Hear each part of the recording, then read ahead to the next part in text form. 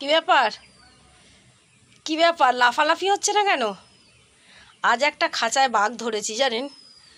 এটা হচ্ছে সুন্দরবনের রয়্যাল বেঙ্গল টাইগার।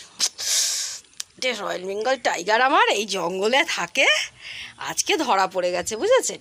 আহা রে কি দুঃখ, এত দুঃখ কোথায় রাখবে আমার বাচ্চাটা গো। ইস কি ব্যাপার।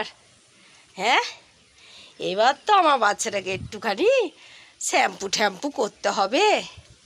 কি চোখ এরকম হয়ে যাচ্ছে কেন?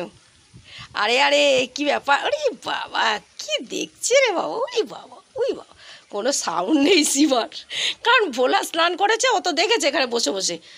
ও ভাবছে বোধহয় আমার ছাড় আছে, কিন্তু ও জানে না মা কাউকে ছাড়ে না, তাই না?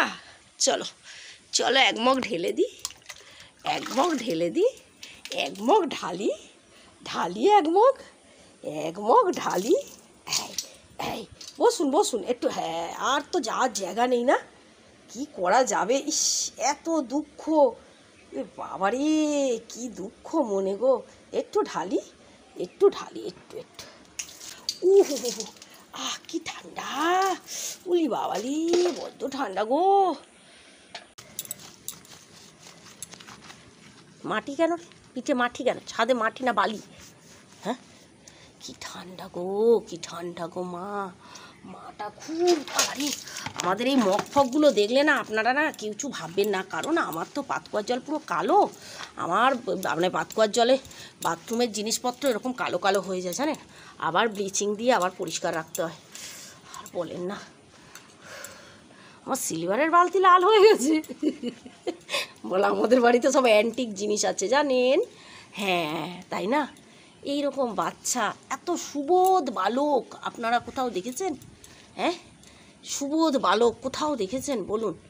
হ্যাঁ, এত লক্ষ্মী বাচ্চা এই দুনিয়ায় অন্তত আপনারা কোথাও। এই তো সানবাথিং হচ্ছে, দেখ কি সুন্দর সূর্য উঠে গেছে।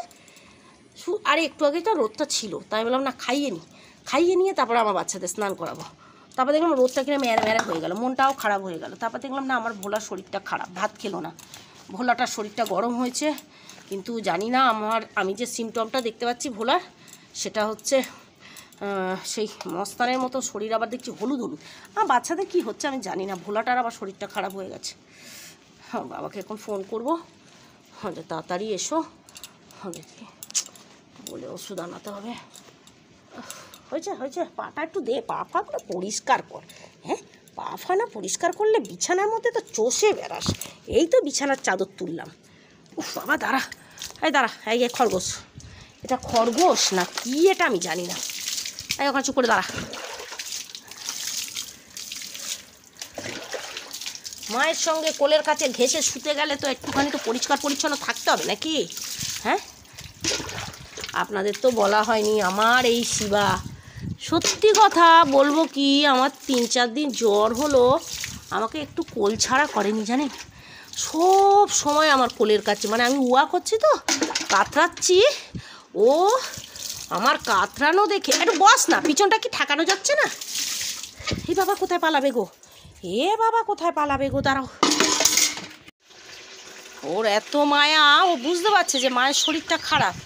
হ্যাঁ, আমার কোলের কাছে ওর বাবা তাই করুণ দৃষ্টিতে আমাকে দেখছিল। আমি ওর বাবাকে বলছি তুমি ওর অবস্থাটা দেখো। মানে হয়তো আমার কথাতে আপনারা বুঝতে পারবেন না, কিন্তু আমরা ঘরের মানুষ তো, যে এত কি এর কষ্ট হচ্ছে আমাকে দেখে আমি বুঝতে পারি। আর বাচ্চারা নর্মালি ছিল। শিবা বাবারে বাবা, আমার গা পুড়ে যাচ্ছে, তবু আমি বলছি তুই আমার কাছে সরে যা, তোর ভাইরাস লেগে যাবে। কে শোনে? একদম আমার গায়ের ওপর এসে চুপ করে শুয়ে আছে, আর মুখটা খালি আমাকে একদম দেখছে করুণ দৃষ্টিতে। মা গো, আর চান করতে হবে না, কাঁপছো, যাও ছাদে চলে যাও, একটু ভালো করে না ধুয়ে দিলে শ্যাম্পু থাকলে কষ্ট হবে না।